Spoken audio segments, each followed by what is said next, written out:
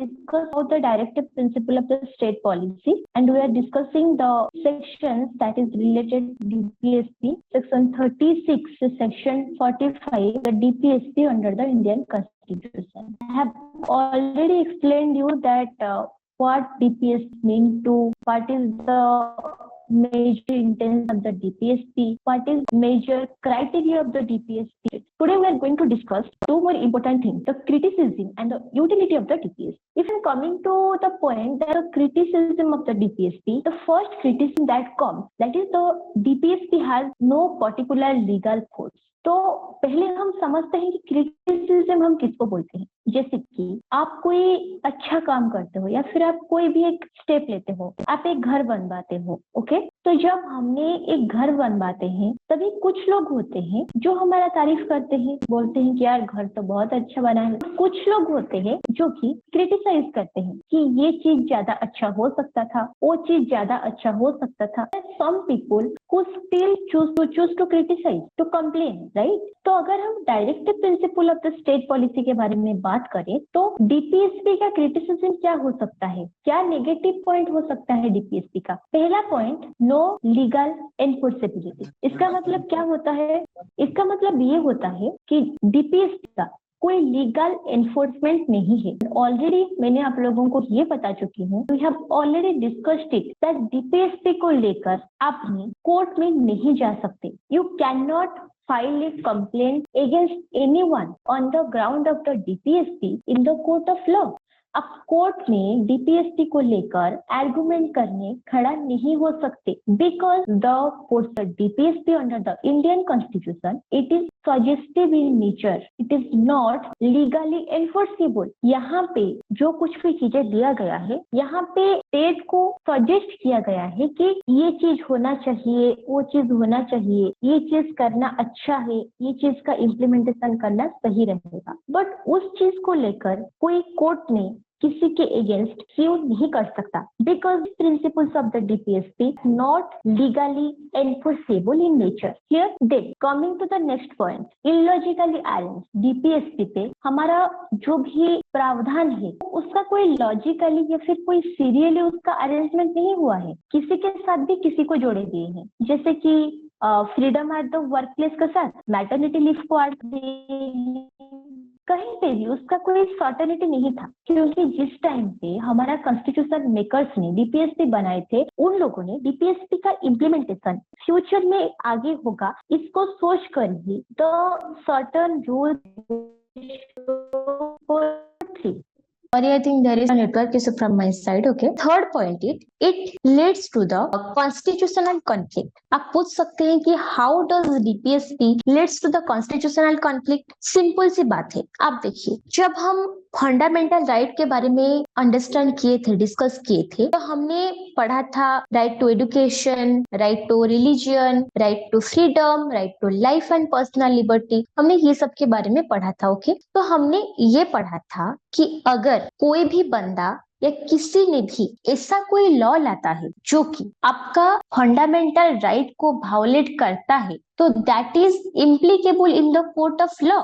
आप उस चीज को लेके कोर्ट में अपना राइट के लिए लड़ सकते हैं। ऐसे ही डीपीएसपी के अंदर कुछ चीजें हैं जिसको लेकर अगर लॉ का इम्प्लीमेंटेशन हो जाए या फिर लॉ बनाया जाए तो वो हमारा प्रीवियस रूल्स और रेगुलेशंस को वायोलेट कर सकता है। तो sometimes some portions of the DPSP, some provisions of the DPSP creates the conflict, creates the constitutional hedges, right? That is say, it might create the constitutional conflict in nature, so that where the state is making any kind of provisions using the DPSP or referring the DPSP, the state should be careful that it is not violating the citizens' basic rights and the basic human needs. Clear? Then coming to the next part, we have discussed in the last class, just let me see, 39 we have already discussed. I think we have discussed till section article 42 of the Indian Constitution. We have discussed till article 42 and today we are going to start it from article 42 only.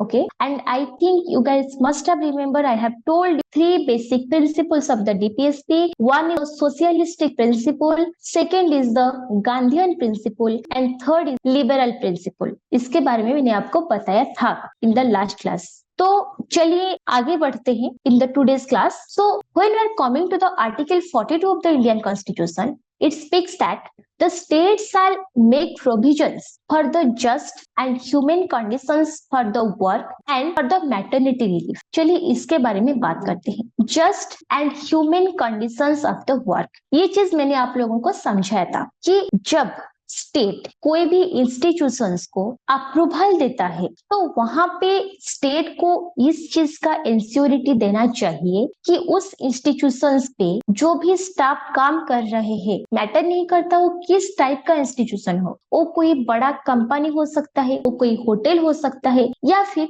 वो कोई छोटा मोटा agency हो सकता है. अगर कोई भी चीज एक स्टेट के अंडर रन कर रहा है, उसके अंडर कुछ लोग काम कर रहे हैं, तो हर एक आदमी, हर एक इंसान जो भी स्टेट के अंडर किसी भी इंस्टीट्यूशन पे any kind of work place जहां पे भी कोई भी काम करता है, उसको एक just and human conditions for the working देना चाहिए. Just and human conditions the working includes the mental comfort as well as the physical comfort. That means जिस लोकेशन पे आप लोग का मतलब वो इंसान जॉब कर रहा है, उस लोकेशन का जो मतलब सराउंडिंग है वो ज्यादा गंदा नहीं होना चाहिए. कुछ बेसिक चीजें जैसे कि उस जगह गंदा नहीं होना चाहिए, वो इलीगल नहीं होना चाहिए, वहां पे उस इंसान को अच्छी तरह से ट्रीट किया जाना चाहिए. जैसे कि फॉर एग्जाम्पल कोई एक चपरासी का जॉब कर रहा है या फिर कोई एक पियोन का जॉब कर रहा है, तो इसका मतलब ये नहीं हुआ ना कि हम उसको इनह्यूमन तरीके से डील करेंगे, हम उनके ऊपर टर्चर करेंगे. ऐसा नहीं है. वो भी एक इंसान है, वो भी अपना काम करता है, उसको भी एक comfortable and compatible working environment की जरूरत है. तो मोर ओवर बोला जाए तो हर कोई इंसान जो भी एनी काइंड ऑफ एजुकेशनल और सोशल सेक्टर जहां पे भी काम करता है, एनी काइंड इंस्टीट्यूशन जहां पे भी काम करता है, उसको इंस्टीट्यूशन पे वो जगह पे अपना मेंटल कंफर्टनेस के साथ अच्छी तरह से विथ हिज और हर ऑल ह्यूमन राइट्स काम करने का पूरा हक है. Next point comes maternity relief. Maternity relief के बारे में अगर हम बात करते हैं तो आपका जो मैटरनिटी एक्ट वो पहले हुआ था इन द ईयर 1961. मैटरनिटी एक्ट 1961 पे जो आया था, वहां पे माँ के मतलब the profit of the mother, there were certain rules and regulations which been made. But अभी recently the latest amendment had been done in the year 2007, and जहां पे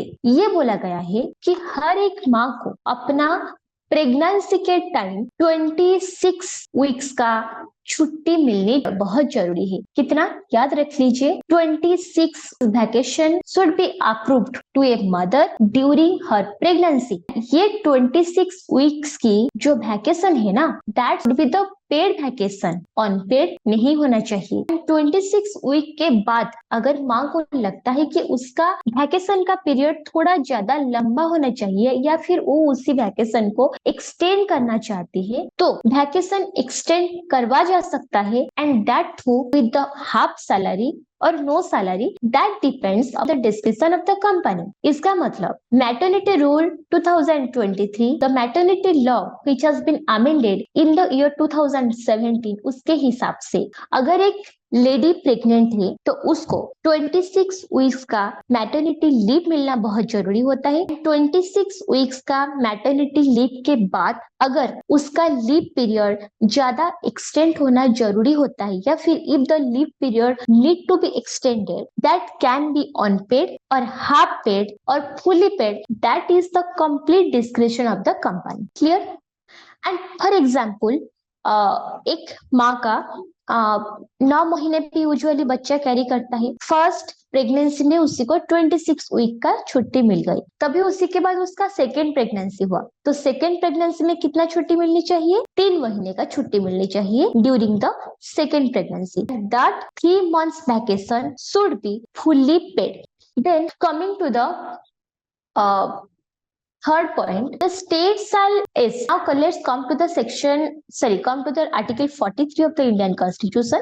Article speaks about that the states endeavor to secure any suitable legislation or economic organization in any other way to all workers, agricultural, industrial, otherwise a living wage, conditions of work, ensuring a decent standard of life and full enjoyment of the legislation. तो यहाँ पे आपका जो भी article 43 आता है ये क्या क्या बारे में बात करता है? पहला चीज बात करता है लिविंग वेज के ऊपर, दूसरा बात करता है आपका living ways for the workers वो कौन सा सेक्टर पे होना जरूरी होता है। पहला होता है आपका एग्रीकल्चरल सेक्टर, दूसरा हो गया आपका इंडस्ट्रियल सेक्टर, तीसरा हो गया कि आप किस तरह का काम कर रहे हैं। Conditions of work should be decent and the most important point the standard of the life and the cultural educational opportunities should be given. तो चलिए इसको समझते हैं कि आर्टिकल 42 क्या बोलता है। Just give me 1 minute. I just want to have the water. Okay, so let's discuss Article 42. Article 42 पहले ये बात बोलता है कि जब कोई भी इंसान कोई भी सेक्टर पे काम करता है, मैटर नहीं करता वो जमीन पे फार्मर हो या फिर कोई डेली वेज वर्कर हो या फिर वो कोई कॉर्पोरेट एम्प्लॉय हो, उसको अपना basic need that means the living ways that should be approved. Living veg का मतलब आप लोग क्या समझते हैं? लिविंग वेज का मतलब होता है what are the things that is included in the living wage. The first thing that is included in the living wage is the proper amount of money that should be granted for the proper amount of the work. The second thing, the basic human need, that is the health care benefits, and these are the major criteria of giving a living wage to a human being। जैसे कि मैं आपको एक example देती हूँ। अगर for example आप कोई एग्रीकल्चरल सेक्टर पे काम कर रहे हैं या फिर कोई एग्रीकल्चर फार्म में या फिर एग्रीकल्चर कंपनी पे काम कर रहे हैं,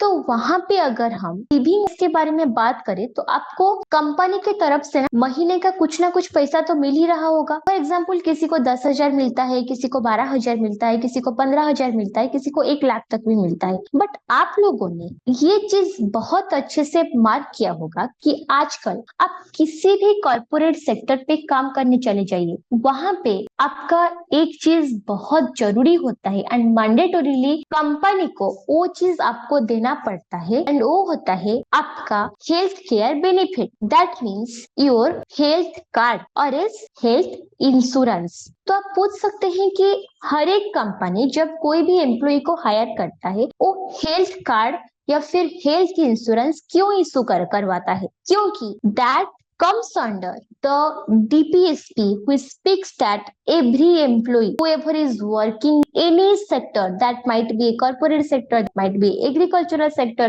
or that person might be a daily wage worker, that person should be liable to get the basic needs, basic benefits, the living wage itself. Clear? Then coming to the next part, the cultural opportunities should be given to everyone. The next point, to promote cottage industries and cooperative basis in the social rural areas. Cottage, you know that because this article comes under the Gandhian principle, and you know in the Gandhian principle the systems of the khadi, cottage and all these things. So Article 43 speaks that the cottage industries should be increased. Cottage industries should be maximum in number and people is self-independent. Though it is not that much applicable nowadays because the technology has been developed in a very broad basis, and nowadays instead of the cottage industries there are multiple fashion industries has been taken place, and we are getting various kind of the new varieties of clothes, right? Though it has been developed a lot, but that time, I mean you just imagine the time of the independence, जब भारत स्वाधीन हुआ था उसी time लोग क्या करते थे? मतलब आपका जो होता ना खदी, वो खदी का कुर्ता हुआ, खदी का साड़ी हुआ, ये सब पहना करते थे, right? So that is provision, this point has been mentioned under Article 43 that the cottage industries should be improved, should be increased, and the people should be get benefited from that. And the most important thing, the cultural opportunities should be provided to everyone. So what this cultural opportunity speaks about? The cultural opportunity means the cultural freedom to everyone. For example, I give you an example. You imagine I belong to a tribal area or tribal community, right? There is my culture that where people, the girls from the age of 16, 17, they get married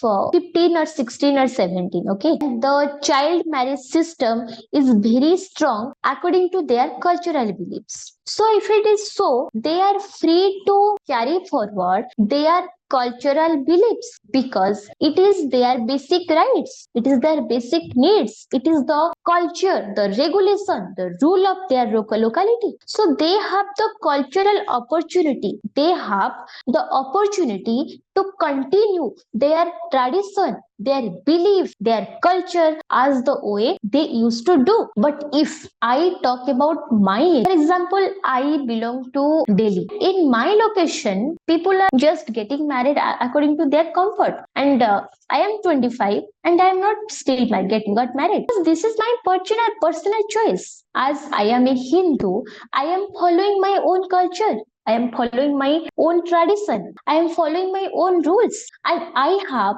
my cultural opportunity, cultural freedom, which is given under the DPSP, that I enjoy my own rights. Clear? Then coming to the next part, Article 43. This speaks about the participation of the workers in management of the industries. Let's read it out. For this article exactly speaks. The state shall take step by, if you have the Bare Act of the Indian Constitution, kindly open it up. Article 43 of the Indian Constitution, will be start understanding it right now. The states will take steps by suitable legislation or any other way to secure the participation of workers in the management of the undertakings, establishments or other organizations engaged in any industry. That means, एक छोटा सा example दे रही हूँ, एक छोटा सा कहानी बता रही हूँ, आप समझ जाइएगा।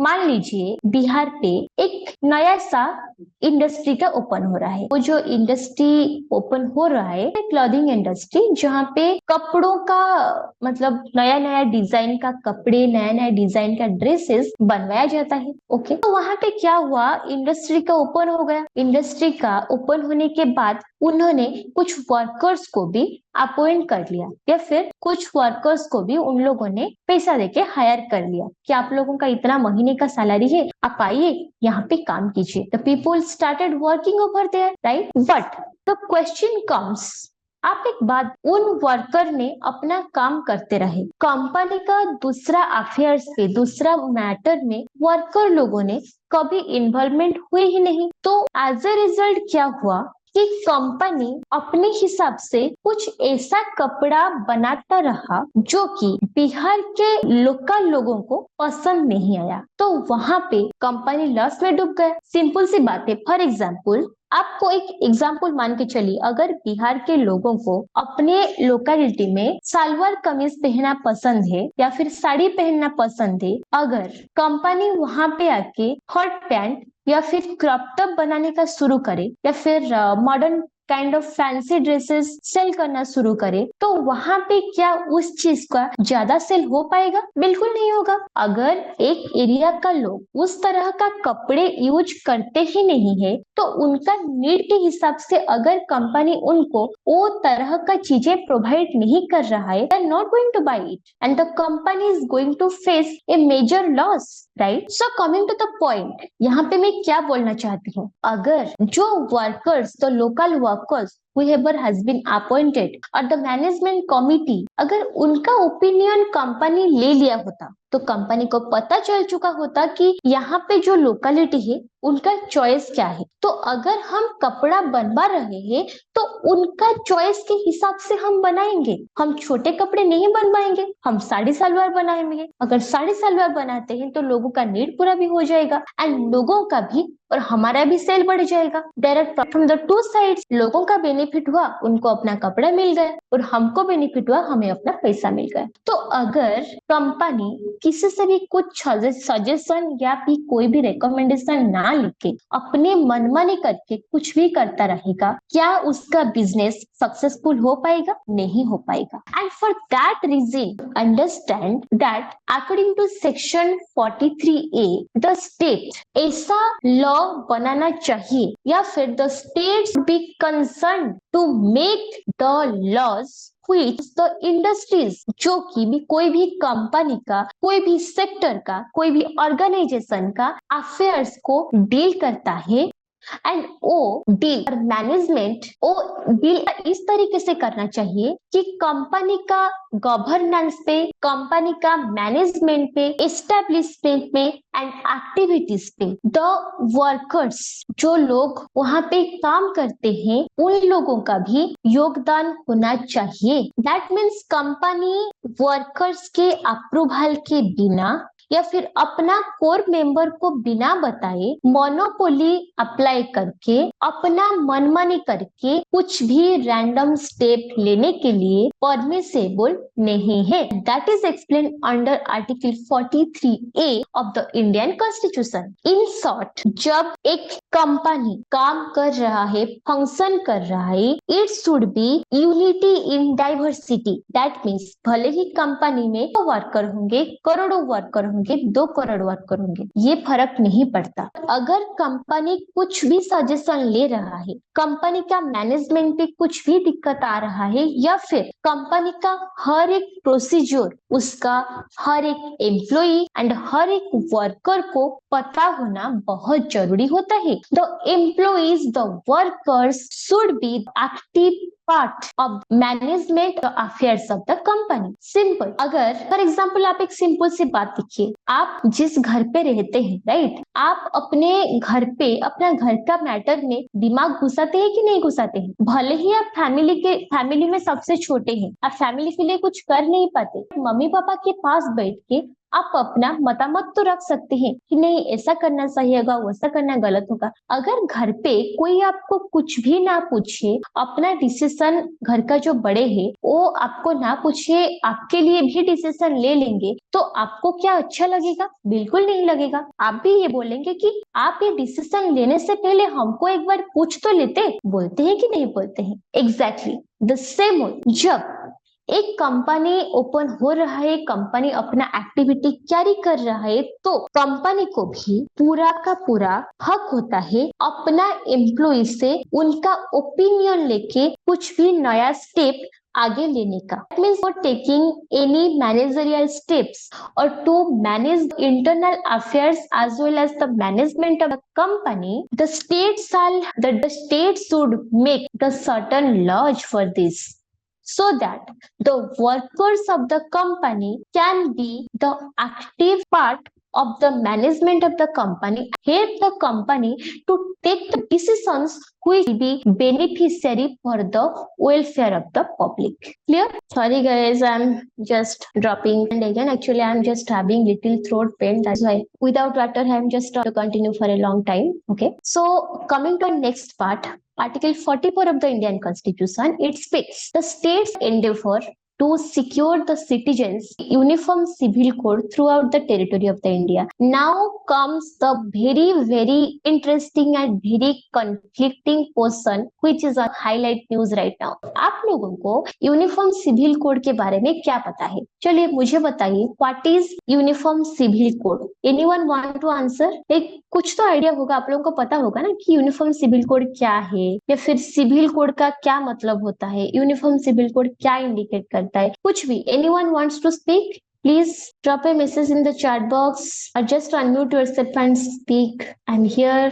Anyone, please don't speak, just communicate it up. Like, what do we understand the Uniform Civil Code? No one, guys? Okay, done. Okay.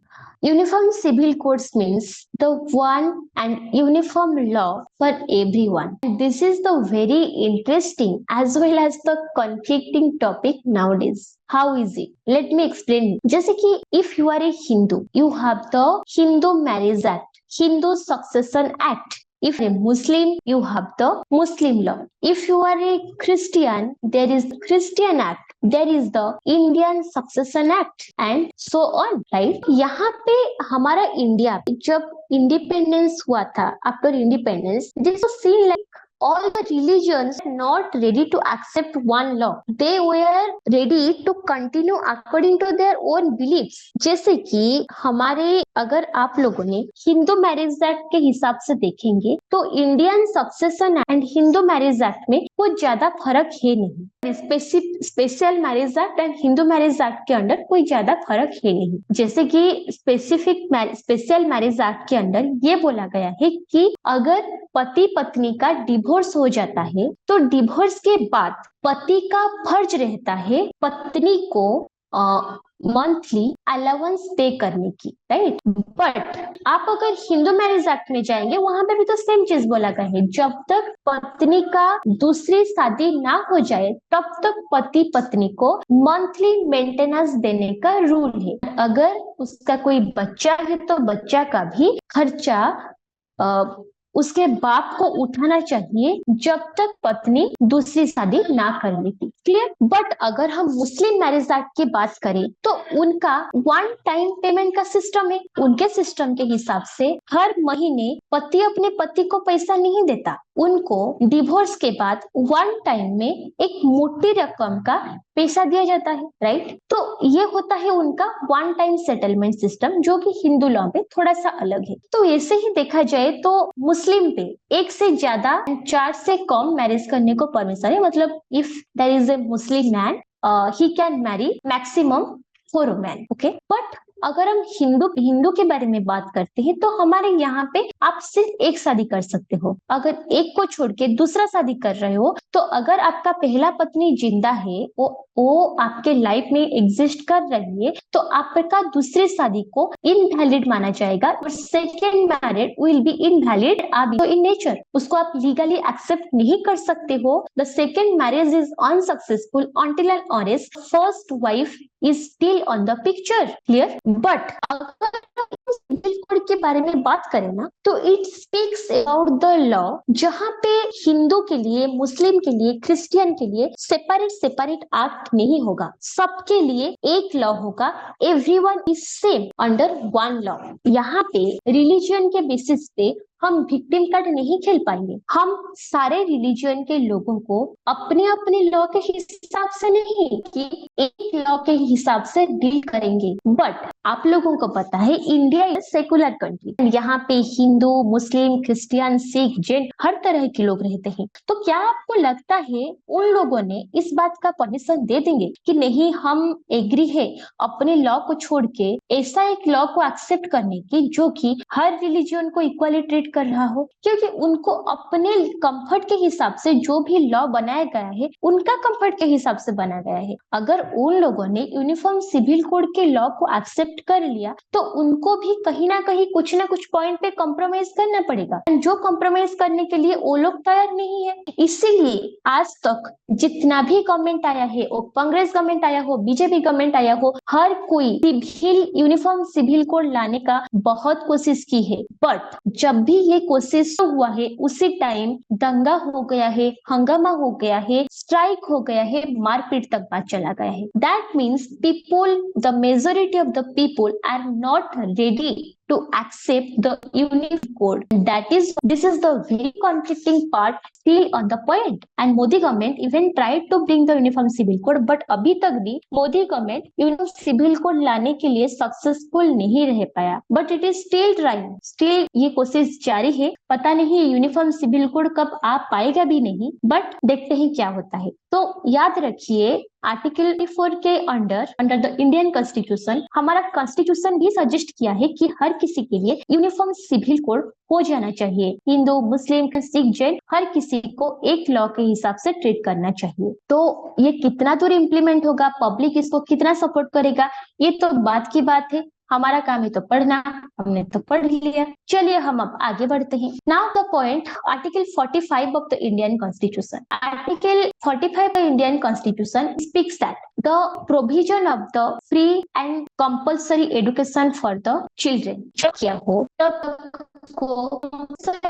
Educational benefit मिलना जरूरी है। उसी चीज को आधार करके हमारा आर्टिकल 1 पे फंडामेंटल राइट पे ये चीज को ऐड किया गया है कि 6 से 14 साल तक बच्चों को free and compulsory education government की तरफ से मिलना जरूरी होता है। तो this is all about article 46, जहां पे free and compulsory education for the children की बात की the child under 6 to 14 years of age is liable to get a free and compulsory education, and that is the fundamental right of the person which can never be negotiated. Good. Next, come to the next point. Coming to the next point, the states are regard the raising level of nutrition and standard of living and in the public health. So basically, speaks about the nutrition, standard of the health and public health के बारे में। तो ये बोला गया है कि state ऐसा प्रोविजंस लाना चाहिए या फिर ऐसा स्टेप्स लेना चाहिए जो कि उसका सिटीजन्स का, पब्लिक का हेल्थ के लिए बेनिफिट, अच्छा हेल्थ देने का कोशिश में लागू हो। And most importantly there should be the concern and care for the increasing voice problem. Hello, am I audible clearly, Vinita? Okay, done. Chalo, let's proceed. Yeah. So what I was telling, Article 46 of the Indian Constitution, it speaks about public health individual, and it says that the state takes some steps for the welfare of the human beings. And basically, the state should provide certain healthcare benefits to its citizens. What are those?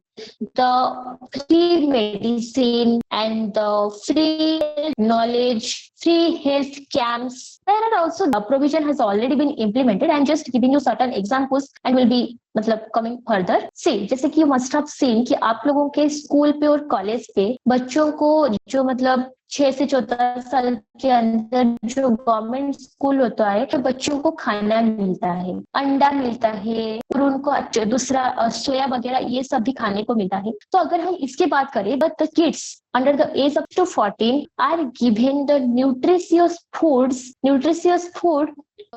to themselves. For the government, because government यहाँ पे concern है कि हमारे school पे जो भी बच्चे पढ़ रहे हैं उनका हेल्थ का अच्छा ख्याल रखा जाना चाहिए, उनको एक अच्छी खासी न्यूट्रिशन देने का बहुत जरूरत है। दूसरा, आपका बिहार गवर्नमेंट पे देखिए, उड़ीसा गवर्नमेंट पे देखिए, दिल्ली गवर्नमेंट पे देखिए,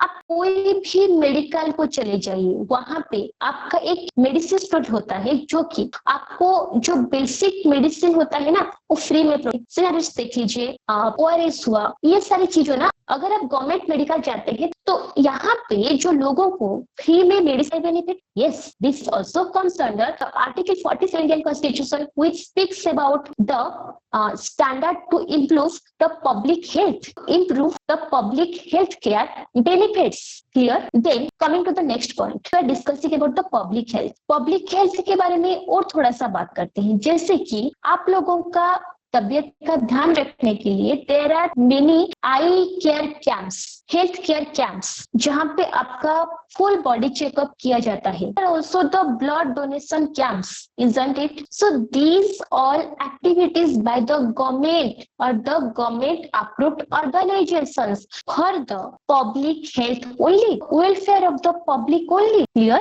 So Article 37 speaks about this, that the state should be concerned to raise the level of the nutrition, to take care of the health of its citizens and to improve the public health. Clear? Now comes Article 48 of the Indian Constitution, जहाँ पे it speaks about the organization of agriculture and animal husbandry. Let's understand. I think we have already discussed it. Animal agriculture, like the state should take certain steps for the benefit of the agriculture. And what are concerned on agriculture, you must have seen there are the free knowledge about the agriculture is being given the farmers at the agriculture camps, under which the nutritious substance, the materials which are going to increase the productivity of that particular grain, those materials being distributed in those camps. So government is already taking some steps for the improvement of the agricultural sector in India. And coming to the point of the animal husbandry,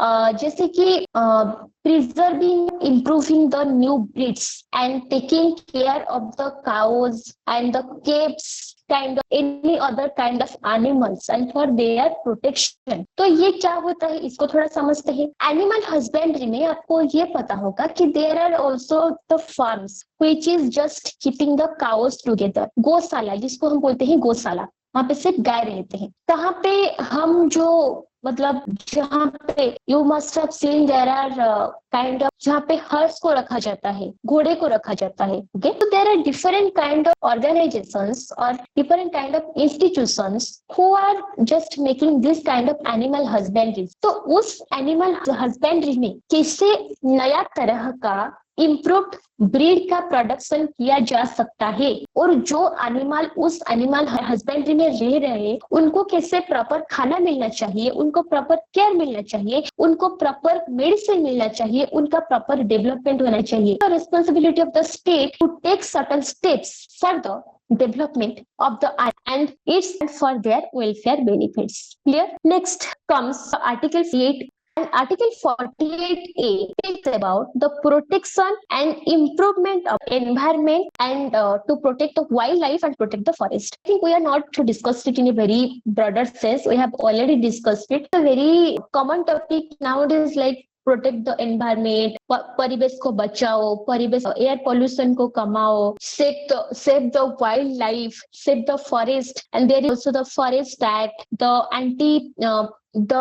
are the act which is prohibiting the cutting of a tree, prohibiting of the destruction of the trees, and prohibition against the pollution created by the industries. So the government is already concerned for it, and there are also a lot of provisions has been made for the safeguard of the nature as well as the safeguard of the environment. Clear? Next comes to the point, Article 49 speaks about the protects the monuments, places, objects of national importance.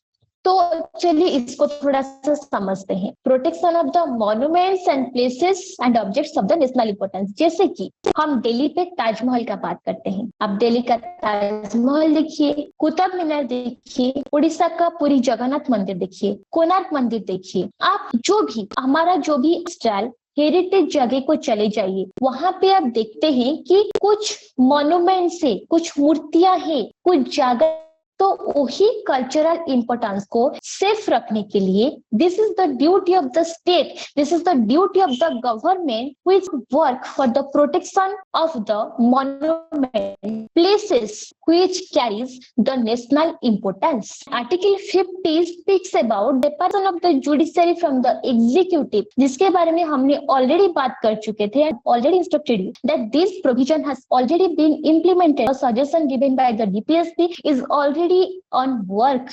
Nowadays, nothing is superior than the judiciary. If the executive body or the legislature is making any mistakes, that can be prohibited by the judiciary, and judiciary is the supreme authority. For the person, I think I got disconnected to the network. So yeah, so I was telling about the protection of the international security and peace. पता होगा Russia and India के बारे में. तो India Russia अगर आप international relation के बारे में बात करें, there is a very strong bond between the India international trade transaction India and Japan. India, in USA. This is the most important that every country, India should be responsible in good bond and to maintain it the neighbor countries. Clear? So these are the articles discussed by DPS, and I think we are done with today's class. And next class we are going to discuss the rest part of the DPSP, few case laws related to DPSP, and the important portions which we need to know more about the DPSP. So I think we're going to discuss about the fundamental duties in the next class, and that will be the completion of the major three parts of the Constitution. Fundamental right we have already discussed. Now we are continuing with the DPSP. We will be completing DSP and fundamental duties portion tomorrow. That is all for today, guys. If there is any doubt or